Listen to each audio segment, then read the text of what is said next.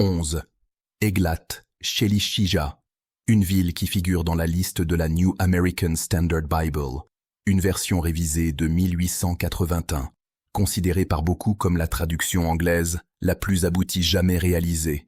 Elle est également incluse dans la Bible amplifiée. Ésaïe 15, 5, Louis II. Mon cœur gémit sur Moab, dont les fugitifs se sauvent jusqu'à Tsoar, jusqu'à Eglat Shélishija.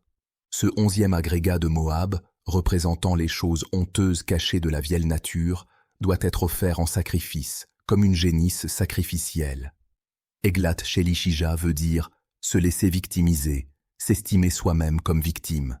Ces caractéristiques déterminantes sont notées en raison de son alignement logique avec les œuvres de la chair en Galates 5 et de son importance dans son placement en tant que nombre 11. Si 10 est le nombre qui marque la perfection de l'ordre divin, alors 11 est un ajout à celui-ci, subversif et destructeur de cet ordre. Si 12 est le nombre qui symbolise la perfection du gouvernement divin, alors 11 en est dépourvu. Ainsi que nous le considérions comme 10 plus 1 ou 12 moins 1, c'est le nombre qui symbolise le désordre, la désorganisation, l'imperfection et la désintégration. Il existe des quartiers généraux du chaos dans la vieille nature, que ce soit au niveau doctrinal ou pratique, qui, une fois renoncés, ouvrent des voies ordonnées vers une nouvelle lumière et une vérité purificatrice. Pour atteindre l'état mental narcotisé induit par ce 11e agrégat d'existence chaotique de la pensée, il faut que les 10 caractéristiques gargouillantes précédentes se mélangent et tissent leurs horreurs individuelles en une tapisserie ondulante et palpitante de l'âme. Ceci me rappelle la fresque des âmes emprisonnées dans le bureau du démon, dans le film L'associé du diable, avec Al Pacino dans le rôle du vieux pied fendu. Comme un tableau de Picasso sous LSD, l'âme submergée par les ténèbres non renoncées ondule sous le contrôle des esprits diaboliques, invités à envahir jusqu'à l'infection des intelligences indisciplinées de ceux qui sont désobéissants et vaniteux. Combiné avec des éveils aers de la vieille nature jusqu'aux murs de Kyr, aux autels de Baal à Bajit, aux chagrins de Dibon, aux fausses prophéties de Nebo, aux flux venimeux de Médéba, aux faux raisonnements de Hesbon, aux ascensions diaboliques d'Éléalais, au piétinement de Jahatz, aux dévorations de Tsoar. Toutes ces distorsions amalgamées qui aboutissent à cette 11e catégorie de terre désolée de Moab constituent un niveau de perversité dont seul le diable et ses acolytes pourraient être fiers. Une telle concoction d'éléments honteux attire les esprits diaboliques tel un sifflet pour chien. Pas étonnant que la parole nous dise « Mieux vaut chercher un refuge en l'Éternel que de se confier à l'homme » Psaume 118, 8 et « Ne vous confiez pas aux grands » Psaume 146, 1 et « La crainte des hommes tend un piège, mais celui qui se confie en l'Éternel est protégé » Proverbe 29, 25.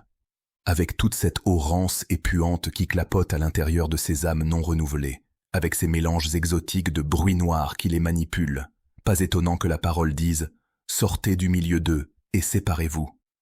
Pour ceux qui sont attaqués par cette vortex désorientant d'éléments ténébreux, ces ténèbres conjurées par Moab, la seule vraie solution est de reconnaître et de renouveler la voie de sortie qui est offerte par Dieu, première épître aux Corinthiens 10-13, afin que vous puissiez la supporter. Entrez dans le rocher qu'est le Christ et vous cachez sous l'ombre de ses ailes à l'abri de la poussière du monde naturel. Entrez dans vos chambres avec la riche parole dans l'âme, fermez vos portes autour de vous, jusqu'à ce que cette indignation soit passée, car les prudents doivent rester silencieux, car c'est une saison mauvaise et harassante. Pour traverser une telle tempête chaotique provoquée par la colère des esprits diaboliques, cela requiert de ne pas jeter des perles de vérité devant des porcs, car il ne ferait que saisir cette occasion pour attaquer et déchirer avec rage, mais plutôt renoncer au chaos intérieur et respirer profondément les ressuscitations d'Élohim pour une purification sacrée. 12. Lushit. Table, dalle, abondance de planches se rapportant à la table. Cela signifie également fragment, partition. L'ancienne nature choisit une partie de la parole et la fragmente, la partitionne. Ésaïe 15, 5, Louis II, car ils font, en pleurant, la montée de Lushit. Jérémie 48, 5, Louis se font. Car on répand des pleurs à la montée de Lushit. Avec ce 12e agrégat de honte, perfection organisationnelle, ceci met l'accent sur les structures de planches faites de main d'homme, façonnés à partir du bois de bosquet, d'arbres taillés au sommet pour être vénérés à l'instar des archétypes de la tour de Babel qui fournissent des renforts illicites, des cadres de ténèbres, abritant l'intelligence avec des matériaux contaminés et fracturés, ce qui invite l'adversaire à prendre le contrôle. Plus une personne érige un édifice mental contre la vérité, plus ses pleurs et sa tristesse due à la dépression s'intensifient, conduisant davantage à la défaite et à l'ignominie devant Jéhovah Elohim, alors même que le monde applaudit ses objectifs dilués et dépourvus de sens. L'intensification du mal, qui s'accumule jusqu'à ce 12e agrégat des ténèbres, exhibe la rébellion perfide qui trouve sa source dans la nature ténébreuse du genre humain contre Dieu, ce qui contrefait l'organisation idéale du corps authentique du Christ par les abus de la doctrine mêlés à la pratique ritualisée.